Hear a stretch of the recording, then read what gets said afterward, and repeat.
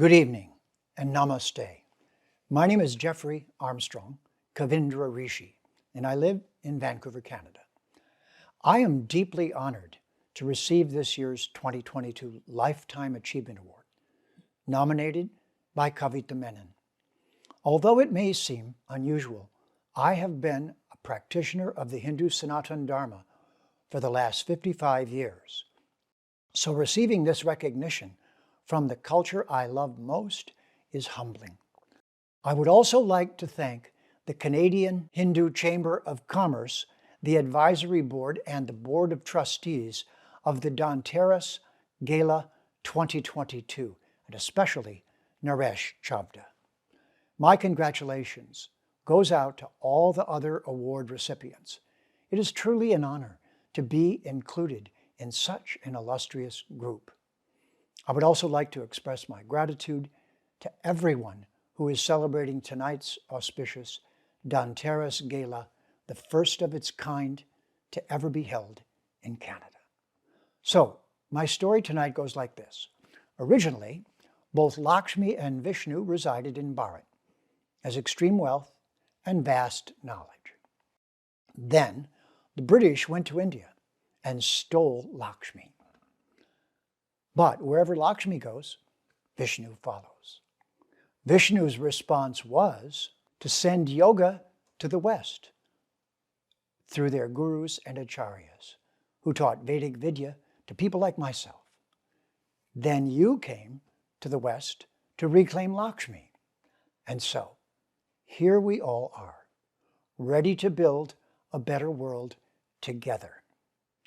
With the Dharma culture, a world where Vishnu and Lakshmi are united, are reunited, and sure enough, what goes around comes around. We now have a Hindu Prime Minister heading the British Empire. However, today the Hindu community is at risk of losing the next generation if we neglect to teach them the Vedic texts in a manner they can understand. My seva during the last 10 years has been decolonizing and removing the Christian terminology from the Bhagavad Gita.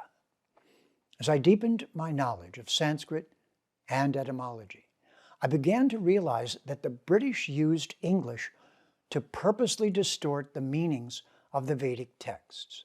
This mischief, caused by linguistic colonization of the original translations, has to be undone. Christian words that are not synonyms were used to remove the original meanings of the Sanskrit. For example, soul was used instead of Atma, God instead of Bhagavan, heaven instead of Svargaloka, and hymns instead of mantras. These must not be used in translating Vedic texts. Words like prayer, salvation, heaven, hell, sin, Lord, demigod, idols, all must go. My hope is that the process of retranslating the Vedic text will continue until the entire Vedic library is cured of this disease. Also, I hope the next generation will be able to learn and explain the Vedic world view using both English and Sanskrit, without compromising the true and intended meanings. The Canadian Hindu Chamber of Commerce has taken the opportunity to teach by example, to set a higher standard in business. As ambassadors of Dharma, we Hindus understand our responsibility to be guardians of Matabhumi and protectors of those less fortunate. Democracy today is incomplete and needs to be perfected as a dharmocracy. So my question is, if Lakshmi comes to your house, will you use her in the service of Vishnu? Will you circulate Lakshmi through the social body, through Dhanam and Loka Samgraha for the benefit of all beings? This will be our challenge in the years to come. In a dharmocracy, we teach by personal example. the meaning of Acharya. Thank you for this honor and opportunity to be of seva. Namaste.